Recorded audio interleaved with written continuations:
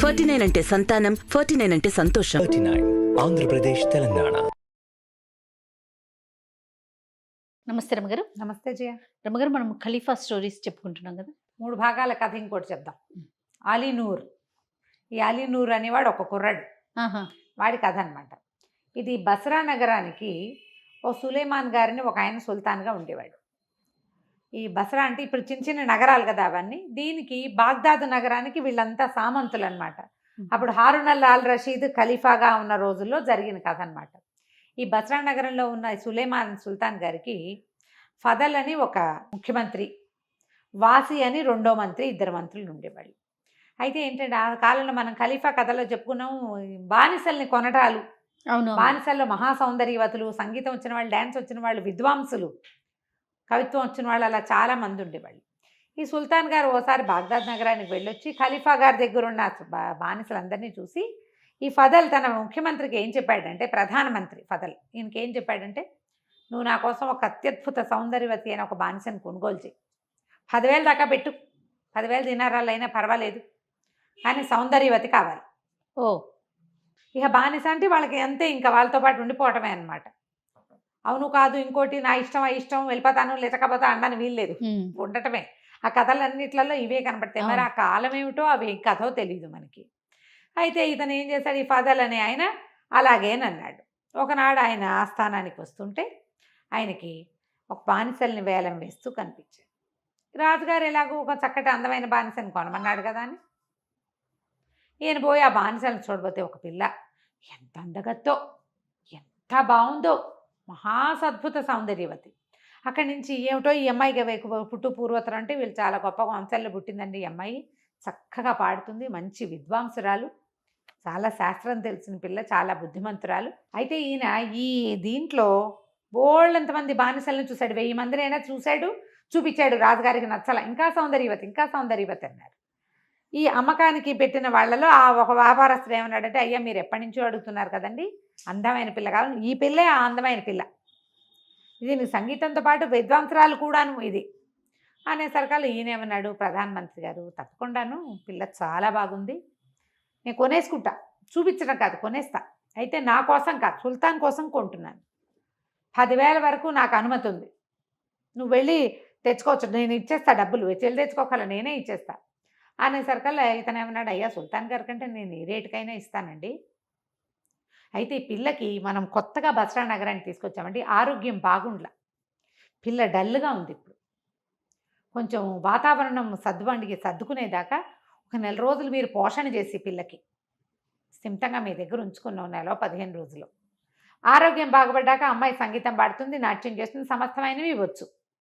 ఈ బాగుండని పిల్లని చూపించామనుకోండి, అక్కడికి వెళ్ళాక ఈ పిల్ల ఏదైనా దగ్గి తుమ్మి చేసింది అనుకో, మీ మాట పోతుంది ఆయన దగ్గర, నా మాట పోతుంది మీ దగ్గర, పైగా పిల్లని మంచి చేతిలో పెడతానని పిల్లకి ప్రామిస్ చేస్తున్నాను నేను అంటే సరికల్లా ఈయనేమన్నాడు, సరే ఒప్పుకున్నాడు. ఫదల్ గారు మంత్రి గారు ఒప్పుకొని 10,000 దినారాలు ఎంతో కొంత ఇచ్చేసాడు. ఇస్తే ఏమైంది, ఆ పిల్లని తన ఇంటికి తీసుకొస్తుంటే ఈ వాసి అని ఇంకొక మంత్రి ఉన్నాడు, ఈ అలీ ఫదల్ ఈయన ఉన్నాడు కదా మన పెద్ద మంత్రి గారు, ప్రధానమంత్రి, ఈయన చాలా మంచివాడు, మృదు స్వభావి, గొడవలకి దిగడు, వాసి కొంచెం కుత్సితుడు.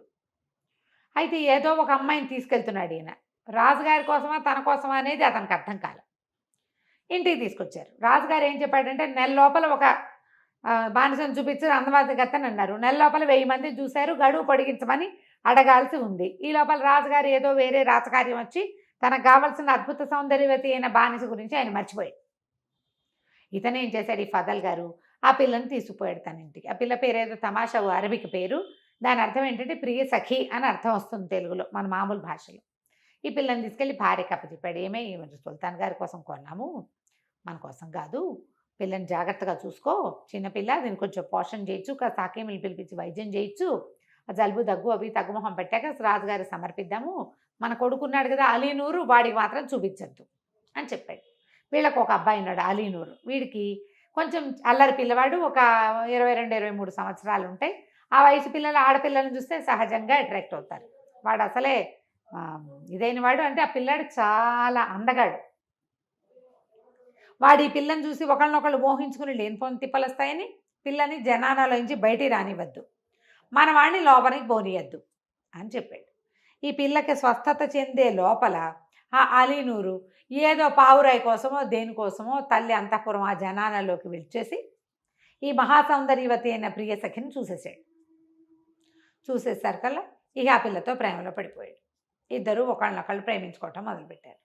ఈయనేమో లబలబలాడాడు, అయ్యో అయ్యో ఇంకేమైనా ఉందా, మనం సుల్తాన్కి అప్పచెప్పాలి అనేసరికల్లా ఆ భార్య అంది, అదేంటండి అలా అంటారు, పెళ్లి చేసేద్దాం వీళ్ళకి, వాడికి నచ్చింది కదా పిల్ల, ఆ అమ్మాయికి వాడు నచ్చాడు, రాజుగారికి ఇంకో పిల్లని కొని పెడతారు కానీ ఆయన అడిగినప్పుడు కదా, అయినా మీ కొడుకు ఒక బానిసని కొనిపెట్టలేరా, మీరు ఒక పిల్లని కొనిపెట్టలేరా, కొన్నారు కదా ఎలాగో, ఇక చెప్పేదేముంది, ఎవరికైనా చెప్పడానికే ఉంది, అమ్మాయి మీద ఏం రాసలేదు కదా రాజుగారి పిల్లని, ఏం పర్వాలేదు, పిల్లాడు అంతకాలాన్ని దీన్ని పెళ్లి చేసుకుంటానంటున్నాడని ఇంట్లోనే ఎవరినో కాదని పిలిచి చదివించేశారు, పెళ్లి చేయించి పారేశారు.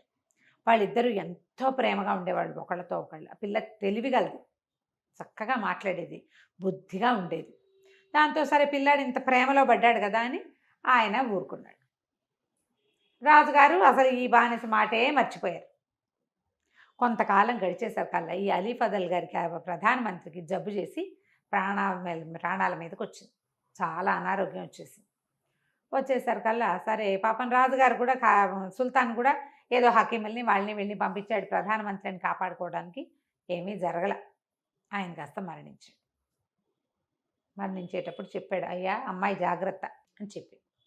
ఆయన చనిపోయేసరికల్లా వీడు చాలా డల్గా అయిపోయాడు, తండ్రి పోయిన దుఃఖాన్ని నుంచి తేరుకోలేకపోయాడు, దిగులుగా ఉంటే చుట్టుపక్కల వాళ్ళంతా అదేమిటి నీ రూపంలో నీ తండ్రి బతికే ఉన్నాడు, ఉన్నామంటే నీ తండ్రి ఉన్నట్టే, నీ తండ్రే నీ రూపంలో బతికుంటాడు. ఎంత ఇది కదా, సంస్కృతంలో ఒకటి చెప్తారు, ఆత్మావై పుత్ర నామాసి అని. మనకి ఈ ఖలీఫా కథల్లో అలాంటి వాక్యం కనపడుతుంది ఆ విచిత్రంగా. తండ్రే కొడుకుగా పుడతాడు, అది మనది. అదే వాక్యం ఈ కథల్లో కనిపిస్తుంది విచిత్రంగా. వాళ్ళకు కూడా అలాంటి నమ్మకాలు ఉన్నాయేమో మరి. తండ్రి నీ రూపంలో ఉన్నాడు నాయన, సరదాగా ఉండు, చక్కగా ఉండు, అందరికీ దాన ధర్మాల విజయ్, నీ తండ్రి చాలా మంచివాడు అనేసరికల్లా ఈయన ఆహా ఓహో అని, వీడికి తండ్రికేమో ప్రధానమంత్రి ఉద్యోగం ఉంది, జీతం భత్యం బాగా వచ్చేవి, ఆస్తులు ఉన్నాయి, వీడికేముంది జల్సా చేయడానికి పెళ్ళం తప్పిస్తే ఏమీ లేదు. వీడు హాయిగా విందులు వినోదాలు, ఆ ఫ్రెండ్స్కి వినోదాలు, ఈ ఫ్రెండ్స్కి విందులు చొప్పున విందులు చేసుకుంటూ ఉండేవాడు. పైగా మీ తోట ఎంతో బాగుందంటే తీసుకో అనేవాడు, మీ గుర్రం భలేగా ఉందంటే ఇచ్చేసేద్దాం అనేవాడు. ఇచ్చేస్తూ వచ్చాడు. అమ్మాయి ప్రియసఖి చెప్పేది, ఈ ఇచ్చేయటం ఏమిటి పిచ్చెక్కినట్టు, అట్లా చెయ్యొద్దు అని చెప్పినా సరే అతను వినేవాడు కాదు. నీ ఫ్రెండ్స్ ఎవ్వరు నీతోటి ఉండరు, నువ్వు చాలా ఇబ్బంది పడతావు అంటే, నా స్నేహితులు అత్యద్భుతమైన వాళ్ళు, అలాంటి పరిస్థితి రాదని అంటూనే ఆస్తంతా తగలబెట్టేశాడు. మొత్తం డబ్బులన్నీ అయిపోయినాయి. అయిపోతే ఏమైంది, ఓసారి అప్పుడు ఫ్రెండ్స్ దగ్గరికి ఎవరి దగ్గరికైనా వెళ్దామని ఓ ఫ్రెండ్ దగ్గరికి వెళ్ళాడు. లోపలికి కబుర్ చేస్తే లేనని చెప్పించాడు. వీడొక్కడే నిర్భాగ్యుడు, మిగిలిన వాళ్ళు మంచివాళ్ళు అనుకుంటే ఏ ఫ్రెండ్స్ దగ్గరికి వెళ్ళినా ఇతను హాయిగా ఉన్నప్పుడు బాగా అతనితో విందులు వినోదాలు కులాసా కాలక్షేపాలు చేసిన వాళ్ళంతా ఇతని డబ్బులు అయిపోయాక ఏ రకంగానూ ఇతనికి సహాయం చేయలేరు. ఇతని దగ్గరే తోటలు దొడ్లు ఇళ్ళు వాకిళ్ళు గుర్రాలు ఏనుగులు తీసుకున్న వాళ్ళు కూడా ఆ వస్తువు మళ్ళీ అతనికి వెనక్కిచ్చే ప్రయత్నము చేయలేదు, అతనికి సహాయం చేసే ప్రయత్నం కూడా చేయలేదు. ఏడుస్తూ కూర్చునేవాడి ఇంట్లో, రూపాయి డబ్బు లేదు మన దగ్గర, చాలా కష్టపడుతున్నాం అంటే అమ్మాయింది ఇవన్నీ మానేసి విందులు వినోదాలు, ఇంట్లో ఉన్న వాటిని అమ్ముకుని తిందామని చెప్పింది. ఇంట్లో ఉన్న వస్తువుల్ని ఒకటి అమ్ముకుని తిని వాళ్ళిద్దరే మిగిలారు, అమ్మాయి.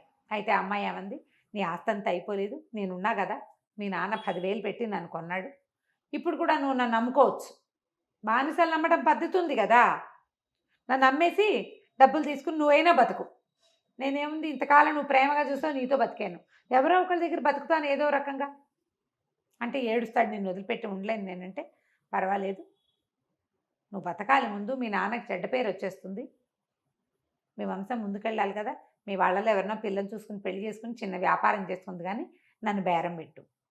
సరే ఇతను ఏం చేశాడు, ఈ బేరాల వాడిని ఎవరినో ఒకరిని వెతికి పట్టుకొచ్చారు. వాడు వచ్చి చూసి ఈ అమ్మాయిని చూడంగానే ఈ ప్రియసఖిని ఆశ్చర్యపోయి, ఈ అమ్మాయిని ఇదివరకు నేను అమ్మాను, అల్లా సాక్షిగా నాకు తెలుసు అన్నాడు.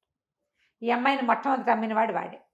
అక్కడి నుంచి సరే ఏమైంది, ఈ అలీనూర్ అంటే వాళ్ళందరికీ ఇష్టం ఊళ్ళో, ఆ ఫదల్ చాలా మంచివాడు అతని తండ్రి. సరే ఒక బజార్ ఏదో ఉంది, ఈ అమ్మయ్య బజార్, అక్కడ నుంచోబెట్టారు, అందరినీ పిలుస్తుంటే ఏమైంది, ఆ దారిపోతున్నటువంటి ఈ వాసి అని ఒక రెండో మంత్రి ఉన్నాడు కదా, ముఖ్యమంత్రి. అతను ఇప్పుడు ప్రధానమంత్రి అయ్యాడు. అతను చూసి ఈ అలీనూరుని చూడగానే వాడికి అర్థమైపోయింది, ఈ దౌర్భాగ్యుడు వాళ్ళ నాన్న ఇచ్చే డబ్బులన్నీ నాశనం చేశాడు. ఇదివరకు ఎప్పుడో సుల్తాన్ కోసం కొన్న బానిసని తమ దగ్గర ఉంచుకుంటే ఇప్పుడు దాన్ని నమ్ముతున్నట్టున్నాడు అని భావించి దగ్గరికి వెళ్ళి చూశాడు. చూసేసరికి ఆ పిల్ల మహాందగత్తె. అది విద్వాంసరాలు సంగీతం పాడుతుంది అని రాయబడి ఉంది బోర్డు. రేటు పెంచుతున్నారు, కనీసం 10,000 కావాలి.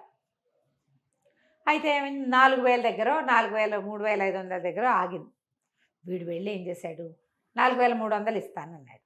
అనగానే మిగిలిన వాళ్ళు, ఈయన మంత్రి గారు కదా, మిగిలిన వాళ్ళు పైపాట పాడడం మానేశారు.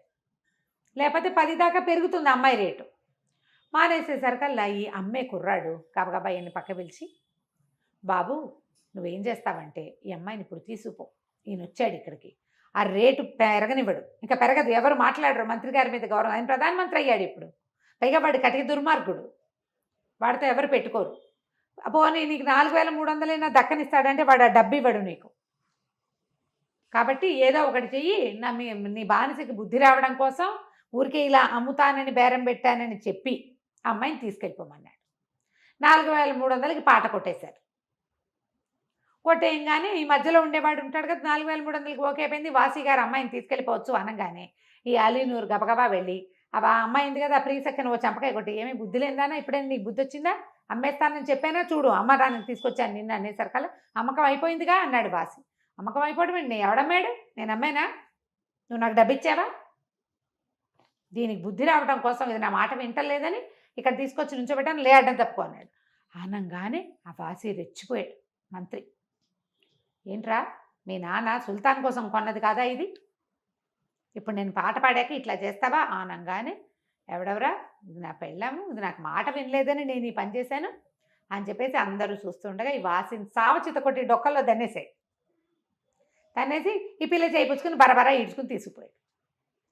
చుట్టుపక్కల వాళ్ళందరికీ ఈ వాసిగాడికి ఎలా శాస్త అవుతుందా అని చూస్తున్నారు. తన్నులు తినేసరికల్లా ఊరుకున్నారు. సంతోషం. ఈ సైనికులందరూ వాడి మీద అలీనూరు వైపుకి పరిగెత్తబోయారు. చుట్టుపక్కల జనం అంతా ఆపేశారు. అదేంటి, అతను తన భార్యను రక్షించుకోవడానికి కొట్టాడు, సైనికుల్ని పూరుగలపడానికి వీల్లేదు, ఇది రోడ్డు మీద జరిగేది.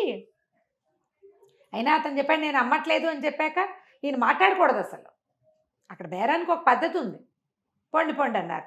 ఈ దెబ్బలు తగిలి మొహం వాచిపోయి ఈ వాసి ఏం చేశాడంటే సుల్తాన్ దగ్గరికి వెళ్ళాడు. ఆయన మంత్రిని చూసరికి నిర్ఘాంతపడి, ఇదేమిటి ఇలా అయ్యావు నువ్వు, నిన్ను ఎవడ కొట్టాడు అనేసరికి దుర్మార్గుడు ఫజల్ కొడుకు ఇట్లా చేశాడు, అసలు అమ్మాయి ఎవరంటే మీకోసం కొనబడిన బానిస, మీకోసం కొన్నారు, వాళ్ళ నాన్న ఆ కొడుకుకి నచ్చిందని అతను ఉంచేసుకున్నాడు, ఇప్పుడు ఆ పిల్లని అమ్మబోయాడు, నేను మీకోసం అని నేను కొనబోయాను ఇప్పుడు మళ్ళీ అని మాట మార్చాడు.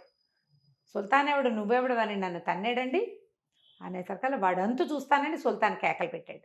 అయితే ఈ చుట్టుపక్కల ఈ దీనికి అంటే మన అంతఃపురం కాదు ఇది, వీళ్ళొక సభాభవనాలు కాపలాదారులలో కొంతమంది అలీఫదల్ వల్ల ఉద్యోగం వచ్చిన వాళ్ళు ఉన్నారు. వాళ్ళల్లో ఒకడు ఇదంతా వినేసి, బాబు నీ మీదకి ఏదో వస్తుందని పరిగెత్తుకుంటూ వెళ్ళిపోయేవాడు.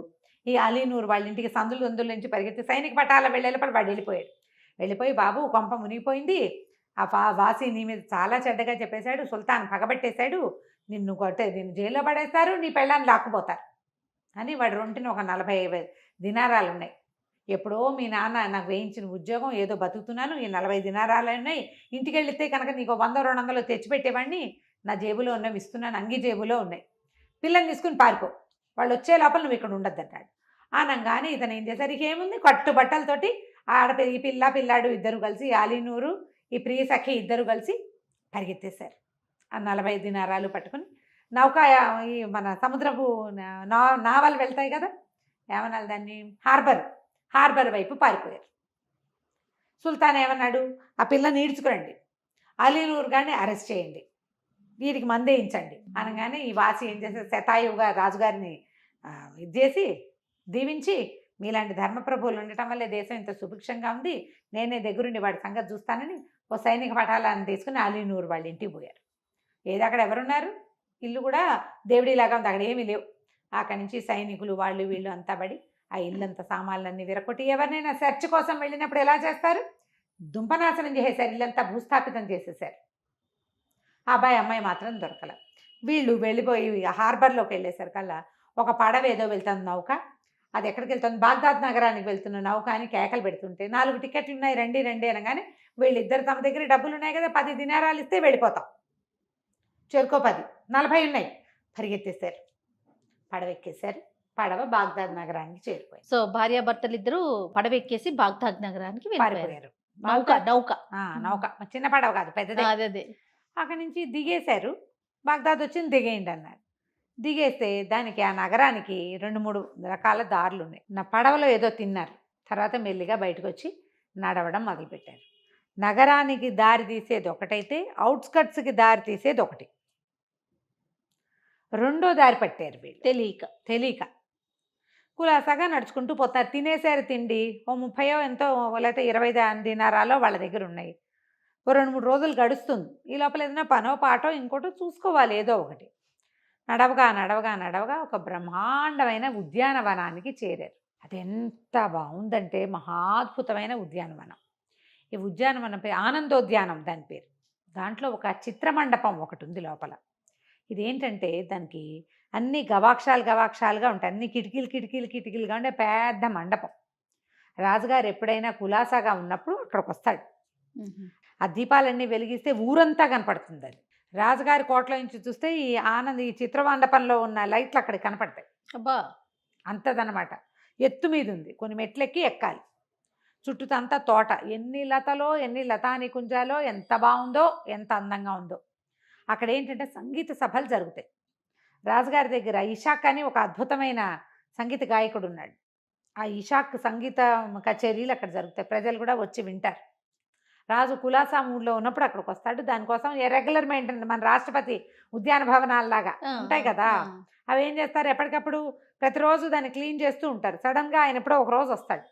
సంవత్సరంలో ఒక 4 సార్లు 6 సార్లు ఇదో, లేకపోతే ఎవరివైనా ధనవంతులైన వాళ్ళు రాజుగారిని మెప్పించి ఖలీఫాని అవసరం అనుకుంటే తమ ఇంట్లో ఫంక్షన్ల కోసం తీసుకుంటే కూడా ఆ చిత్రమండపంలో ఆనందోద్యానంలో ఫంక్షన్లు చేసుకోవడం చాలా గొప్ప స్టేటస్ సింబల్ అనమాట. రాజుగారి ఫేవరెట్ది, ఓన్ది.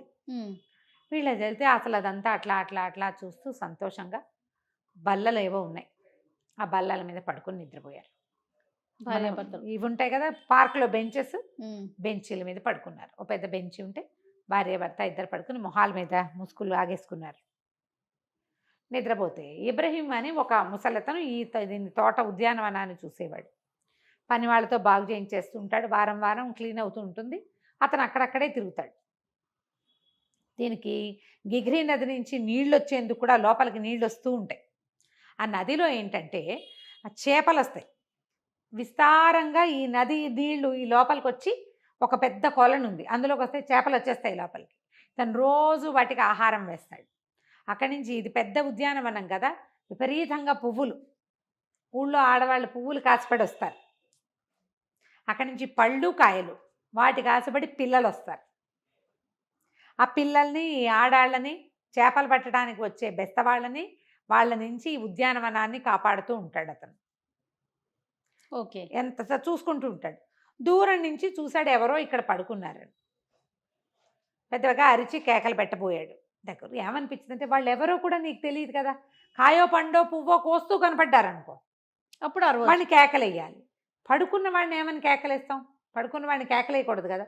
దగ్గరకు వచ్చి చూద్దామని వీళ్ళిద్దరూ ముసుగులు కప్పుకుని పడుకున్నారు కదా, ఆ మొహం మీద నుంచి ఆ ఉత్తరీయాలు తీశాడు. ఆ అమ్మాయికి ఒక ముసుగు మేలు ముసుకుంది, వీడి భుజం మీద వేసుకుని తువ్వాలు కప్పుకున్నాడు ఈ కుర్రాడు అలీనూరు. తీస్తే అబ్బబ్బబ్బ ఏం అందగాళ్ళు, పిల్లకి పిల్ల అందగతే, పిల్లాడికి పిల్లాడు అందగాడు. ఇంత అందంగా ఉన్నవాళ్ళు ఇట ఎండకి ఈ పార్కులో బడి దిక్కుమాలి పేరిట్టు పడుకున్నారు ఏమిటా అని ఆ పిల్లని చూసి ఆ పిల్లకి ఏం చేశాడు, గొడుగు తెచ్చి అడ్డం పెట్టాడు. ఈ అలీనూరు కాళ్ళ దగ్గర కూర్చొని కాళ్ళు పిసుకటం మొదలుపెట్టాడు. ఏ పెద్దింటి బిడ్డో, ఏదైనా తిరగడానికి వచ్చి అలసిపోయి పడుకున్నారో ఏమో, కాళ్ళు పిసుకుతుంటే ఆ నూరుకి మెలకు వచ్చింది. అయ్యో ఎవరు నువ్వు ఏమిటి అని లేచాడు. లేచేశారు కదా, సరే ఏం నాయనా ఎక్కడి గురించి వచ్చారు ఏమిటి అంటే, ఇది నా భార్య, దాని పేరు ప్రీసఖి, నా పేరు అలీనూర్ అన్నాడు. కాసేపు మాట్లాడుకున్నారు.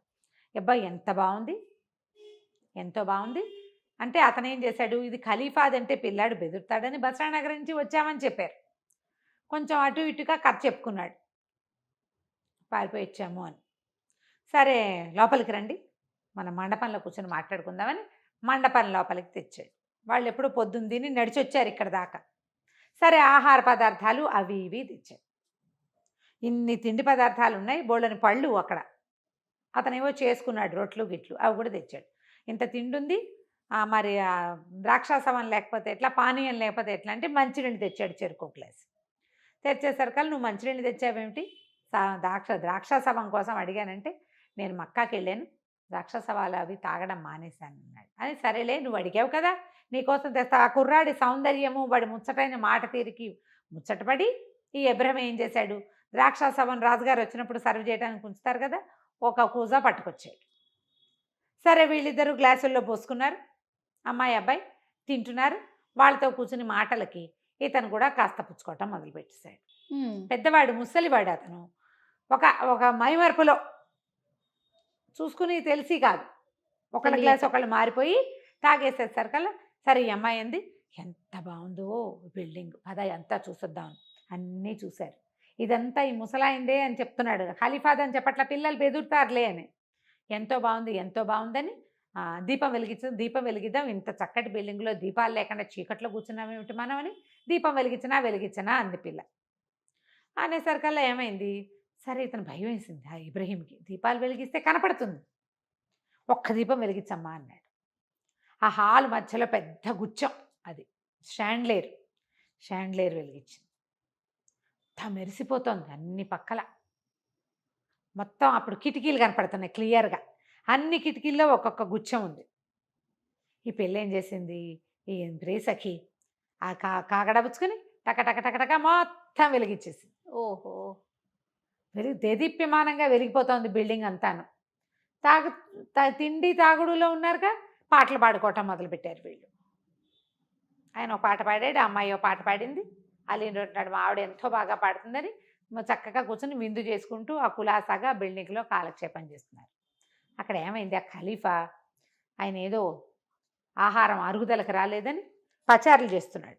చీకటి పడిపోయింది, చీకటి పడ్డాకే కదా మధ్యాహ్నం తిన్నది అరగలేదు, ఇప్పుడు తినటానికి కాసేపు వాకింగ్ చేస్తానని సౌధోపర భాగంలోకి ఎక్కాడు బిల్డింగ్ పైకి. చూసేసరికి తెల్లబాడు, ఏమిటి లైట్లు వెలుగుతున్నాయి, నేను ఇక్కడ ఉంటే అక్కడ లైట్లు ఎలా వెలుగుతాయి. అక్కడి నుంచి జఫర్ ఆయన దగ్గర ఉంటాడు, ఆయనతో పాటు ఒక అంగరక్షకుడు లాంటి వాడు.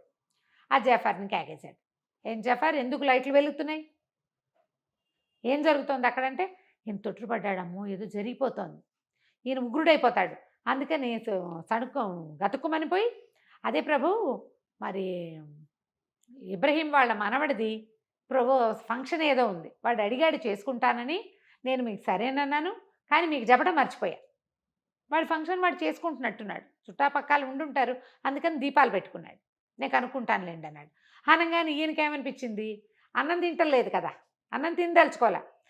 ఏమన్నాడు, పద అక్కడ దాకా బండి గుర్రాల మీద పోయేద్దాం, నువ్వు బుద్ధి లేదు నీకు అని జఫర్ని తిట్టడం మొదలెట్టాడు. వాడు ఫంక్షన్ చేసుకుంటూ మనకు ఎందుకు చెప్తాడు, మనం ఏదో మంచి బహుమతి ఇస్తాం మన దగ్గర నుంచి అని, నువ్వు నన్ను అడగటము మర్చిపోయావు, నాకు చెప్పటము మర్చిపోయావు, వాడికి లభించాల్సిన బహుమతి లభించద్దు. జఫర్ పాపం ఇబ్రహీం చాలా మంచివాడు, వాడు మక్కాకి వెళ్ళి వచ్చాడు, వాడు ఎప్పుడు ధర్మపన్నాలతోటి వాటితోటి కాలక్షేపం చేస్తాడు, బుద్ధిమంతుడు, ఎంత శ్రద్ధగా ప్రతి మొక్కని సొంత పిల్లని కాపాడినట్టు కాపాడతాడు. వాడు ఫంక్షన్కి వెళ్ళి చేసుకుంటుంటే మనం చూసి రావద్దా కనీసం, పద బయలుదేరదామన్నాడు. వీళ్ళిద్దరూ కాకుండా ఇంకా సుల్తానో సులేమానో అని ఇంకొక సైనికాధికారిని కూడా పిలిచారు.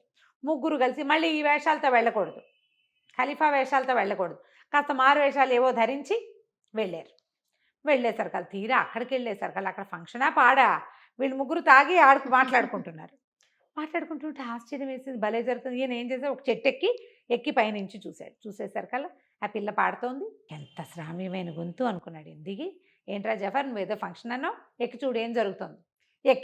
జఫర్ ఎక్కాడు, ఎక్కితే ఏముంది కనిపిస్తుంది, ముగ్గురే ఉన్నారు అక్కడ, మొత్తం బిల్డింగ్ అంతా దేదీప్యమానంగా లైట్లు. సరే ఏం జరుగుతుందో చూద్దాం, అసలు ఇక్కడ ఏం జరుగుతుంది. ఇబ్రహీం ఎవ్వరికి చోటు పెట్టేవాడు కాదు, ఇలాంటి పని ఎందుకు జరిగిందో తెలుసుకోవాలి. ఇంతలో ఏమైంది, ఏదో సందడి వినపడుతుంది, ఈయన పాట వింటున్నాడు. ఆ పిల్ల ఎంత చక్కగా పాడుతుంది, ఇంత కమ్మని కంఠం. ఈ కుర్రాడెవరు, పిల్ల కూడా మహా అందంగా ఉంది, ఈ కుర్రాడెవరు ఏమిటి అని చూస్తున్నారు.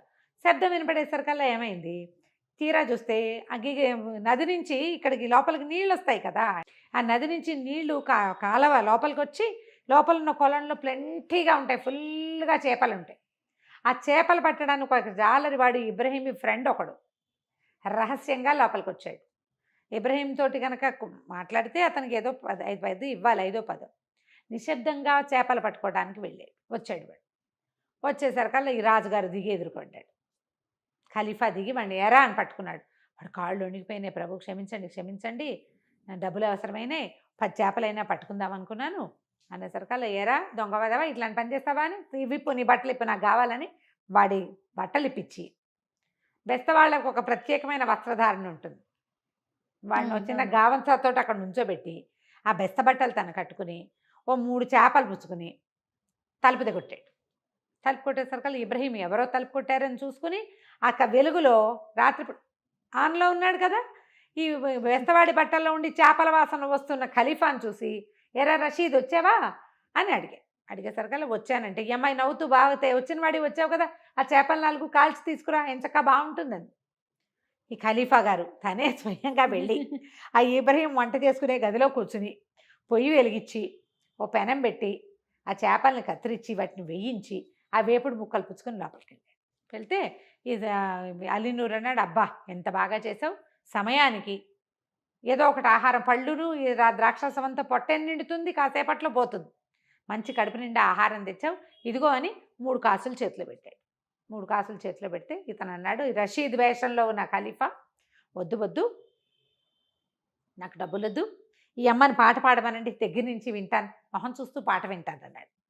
అంటే అంతకంటేనా నువ్వు చక్కగా ఆహారం తెచ్చిపెట్టావని ఆ పిల్ల పాట పాడడం మొదలెట్టింది. రషీద్ గారు రూపంలో ఉన్న ఖలీఫా గారు ఆనందంగా విన్నారు. సంగీతం విన్నాక నాకు ఎంత బాగుందమ్మా పాట, ఎంతో బాగా పాడేవన్నాడు. అనగా తాగేసి ఉన్నాడు కదా యాలీనూరు, నీకు నచ్చిందా, ఈ అమ్మాయి నీకు ఇచ్చిస్తాను పట్టుకుపోను అనేసరికల్లా ఈ అబ్బాయి అడిగాడు, రషీద్ అడిగాడు అనమాట. వెంటనే ఖలీఫానే, రషీద్ వేషంలో ఉన్న ఖలీఫా, ఏమబ్బాయి నువ్వు కానీ ఈ పిల్లని ఎక్కడి నుంచైనా లేవ తీసుకొస్తున్నావా, నిజం చెప్పు, కొనుక్కొచ్చావా, ఎక్కడి నుంచైనా లేవ తీసుకొచ్చావా అంటే అలీనూరు వల ఏడ్చి, నేనేం చేయను, నా జీవితం ఇలా అయిపోయింది, ఈమెను నేను పోషించలేను, కన్నెరగంది, భారీగానే ఉంచుకున్నాను, పెళ్లి చేసుకున్నాను అని తన కథ అంతా నేను సుల్తాన్ గారి పెద్ద వజీరు కొడుకుని అని మొత్తం కథ అంతా చెప్పేసరికల్లా తను అన్నాడు, నీకు నువ్వేం చేయక్కర్లా, నేను నీకు ఒక ఉత్తరం రాసిస్తా, ఒక కాగితం పెన్ను పట్టుకురా, నీ సంపద అంతా నీకు వస్తుంది, ఈ అమ్మాయిని నువ్వు వదిలిపెట్టక్కర్లా, ఈ అమ్మాయితోటి నువ్వు హాయిగా ఉందువు కానీ అని చెప్పి కాగితం పట్టుకురా అన్నాడు. కాగితం పట్టుకురామని సరే ఏం చేశాడు, ఉత్తరంలో రాసి పెట్టాడనమాట. ఎవరికి రాశాడు, బస్రా నగరంలో ఉన్న సుల్తాన్కి ఈ ఉత్తరం తీసుకొచ్చేవాడు అల్ఫజల్ అనేటువంటి నీ వజీర్ కొడుకు, ప్రధానమంత్రి కొడుకు అలీనూర్ అనేవాడు, నువ్వు సుల్తాన్గా దిగిపో, వీడిని సుల్తాన్ చెయ్యి అని రాసేసి తన సంతకం పెట్టి ముద్ర వేసి ఇచ్చేసాడు. అది చూడంగానే ఈయనకి తెలిసిపోయింది, ఈ ఇబ్రహీంకి అర్థమైపోయింది, ఖలీఫాని కాళ్ళు వణుకుతూ కాళ్ళు పట్టుకున్నాడు, నన్ను క్షమించండి అని, పర్వాలేదు, ఈ పిల్ల చాలా చక్కగా ఉంది, చక్కటిగా పాట పాడింది, వీళ్ళు మంచివాళ్ళు, అరే కుర్రాడా నువ్వు వెళ్ళిపో, బస్రా నగరానికి మళ్ళీ వెళ్ళు అని చెప్పి జఫర్ ఉన్నాడుగా తన పక్కన, వీడికో 100 నాణాలు ఇవ్వమని వాడికో 100 దినారాలు ఇప్పించి, నువ్వు వచ్చేదాకా నీ భార్య మా దగ్గర సేఫ్గా ఉంటుంది, నువ్వు సుల్తాన్ అయ్యాక నీ భార్యని నీ దగ్గరికి పంపిస్తామన్నారు. ఓహో, అమ్మాయి పద నువ్వు మాతోటి రాని ఖలీఫా ఈ అమ్మాయిని వెంట పెట్టుకుని జనానాకి తీసుకెళ్ళిపోయాడు. బానిసగా కాదు, ఈ పిల్లని సుల్తాన్ భార్యగా. అమ్మాయి ఏడ్చింది, నువ్వేం కంగారు పడద్దమ్మా, నీ భర్త అక్కడ రాజు అవుతాడు, సుల్తాన్ అవుతాడు, నువ్వు సుల్తాన్కి రాణివవుతావు, నువ్వు వాడిని నిన్ను అమ్మాయి తలుచుకోకుండా వాడిని నీతో ఉంచుకోవటం, నువ్వు నన్ను అమ్మేసైనా నువ్వు బతకమని నువ్వు చెప్పడం, మీ ఇద్దరి మధ్య ఉన్న ప్రేమ నాకు చాలా నచ్చింది, ఇది ఉండాలి మనుషుల మధ్య, డబ్బు వస్తుంది పోతుంది, ప్రేమలు కదా శాశ్వతం, నాకు చాలా నచ్చింది, అప్పుడప్పుడు పాట పాడి నన్ను సంతోషపెట్టు, పద నిన్ను కూతురులాగా చూసుకుంటానని తీసుకుపోయాడు. మనవాడేమో ఇక్కడికి బయలుదేరాడు. అలీనూర్ రాజుకి లెటర్ తీసుకుని వెళ్ళాడు. కొద్ది రోజులు ప్రయాణం చేసి పడవెక్కి వెళ్ళాడు, బస్రా నగరానికి వెళ్ళాడు. నగరంలో అందరూ ఇతను చూసి అలీనూర్ వచ్చేసాడు అని చెప్పుకున్నారు.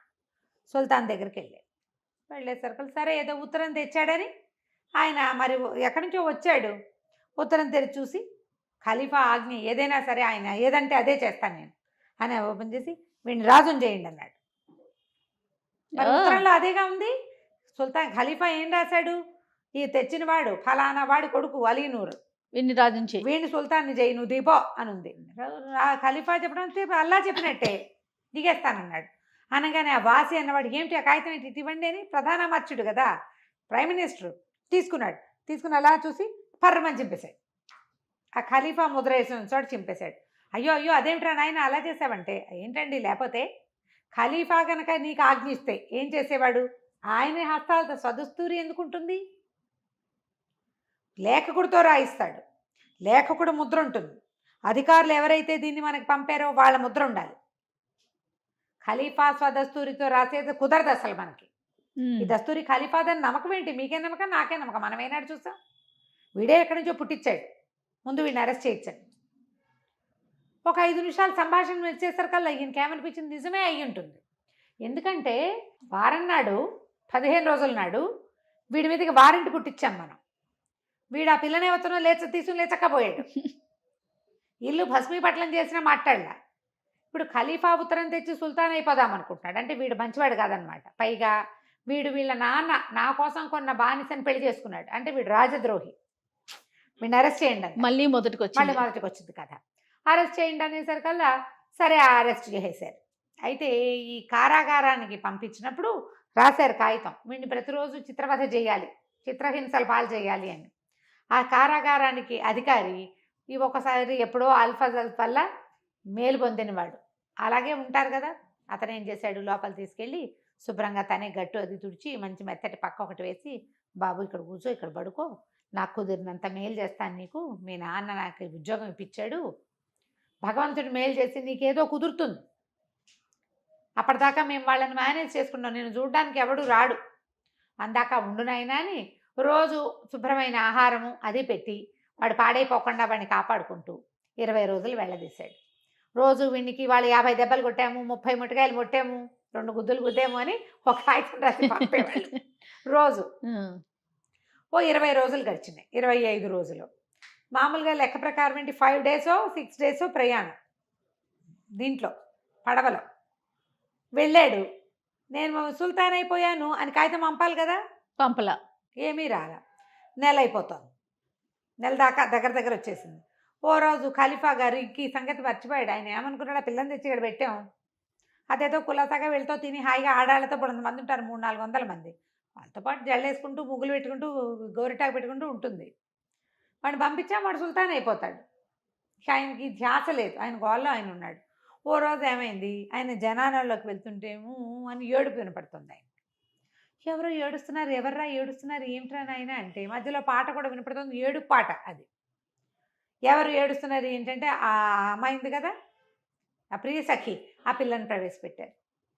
అప్పుడు గుర్తొచ్చింది, ఏమమ్మా ఏమిటి, ఎందుకు బాధపడతావు, నీకేమైనా నచ్చలేదంటే, కాదండి నెల అయిపోతుంది, సుల్తాన్ అయిపోయి ఉంటే ఈ పాటికి ఉత్తరం రాయడా, పోనీ నన్ను వదిలేసినా మీకైనా కబురు చేయాలి, ఏలేని వారికైనా కబురు చేయాలా, కబురు వస్తే మీరు నన్ను ఇక్కడ ఎందుకు ఉంచుతారు, మీకు కబురు రాలేదు, ఏమయ్యాడో అలీనూరు, దారిలో ఏమైనా అయిపోయాడో, సముద్రంలో పడిపోయాడో, ఊరిళ్ళకి ఏదైనా తేడా వచ్చిందో, ఆ వాసి అసలు మంచివాడు కాదు, అక్కడ ఏం జరిగిందో అనగా ఈయనకి డౌట్ వచ్చింది, ఏమిటి ఇది, ఏంటి ఏం జరుగుతోంది అని.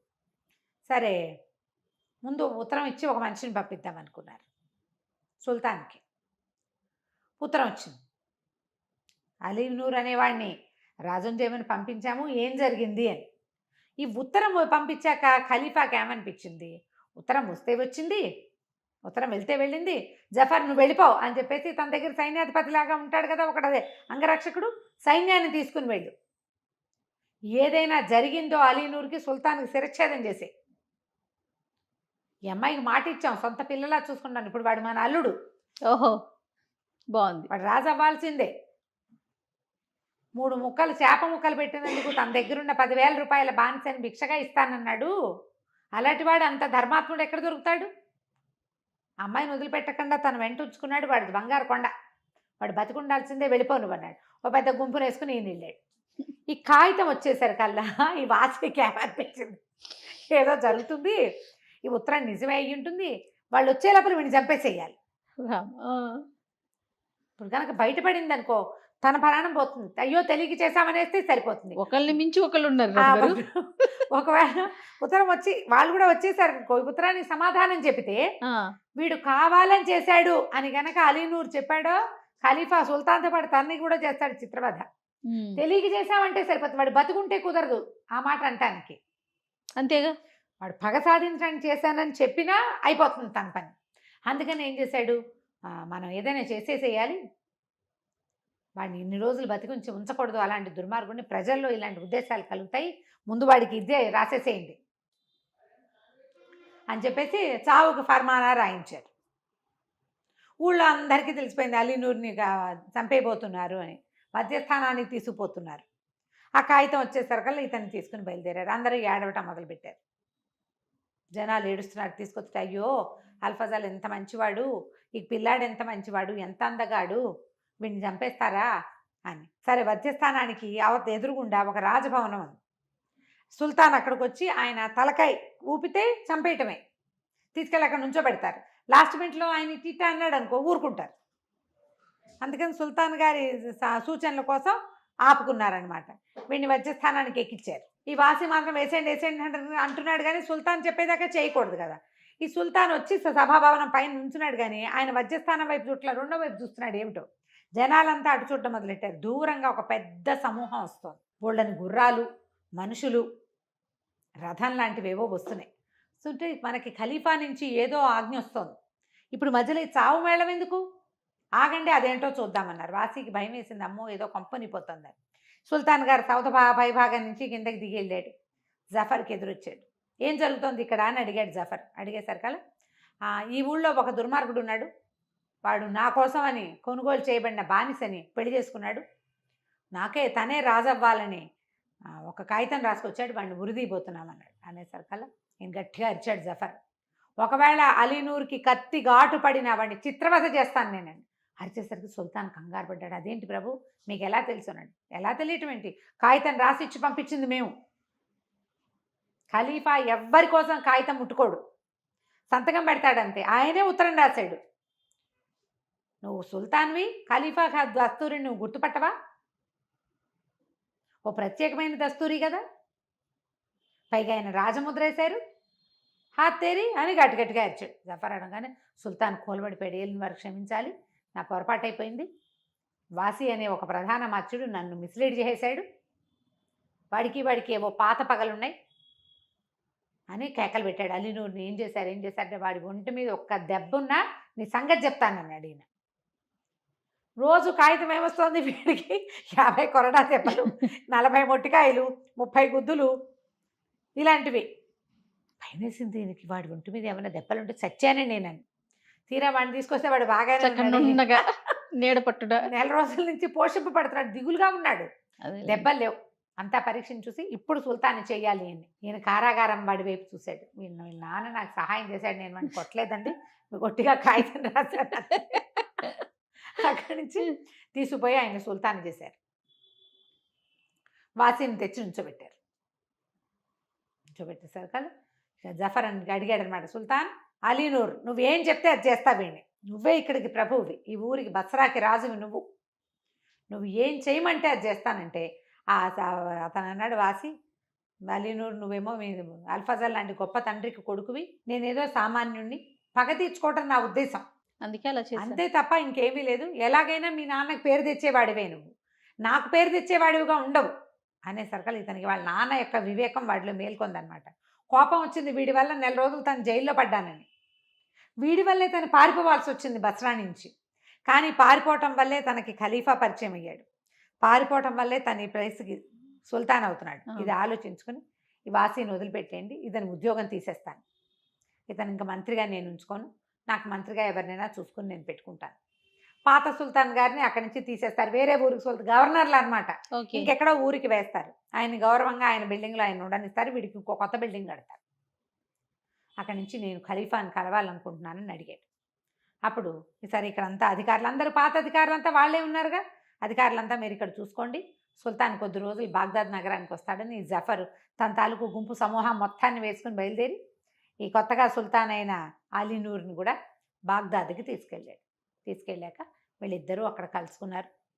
అప్పుడు ఆయన ఇంకొకసారి అందరి సమక్షంలో ఇతని సుల్తాన్ గాను, అమ్మాయిని ప్రియసఖి అనే పేరున్న అమ్మాయిని ఇతనికి రాణిగాను సుల్తాన్ భార్యగాను ప్రకటించి, వీరిద్దరూ నా కూతురు అల్లుడు అని భావిస్తున్నానని ప్రకటించి సకల రాజమర్యాదలతోటి మళ్ళీ వెనక్కి పంపించాడు.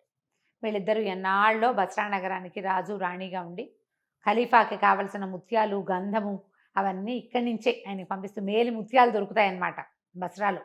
బసరా ముత్యాలు ఇప్పటికీ ఫేమస్సే. ఆ ముత్యాలని వాటిని పంపిస్తూ ఎంతో సంతోషంగా కాలం గడిపారు. కథ కంచికి మనం ఇంటికి. నమస్తే రమగారు. నమస్తే జయ.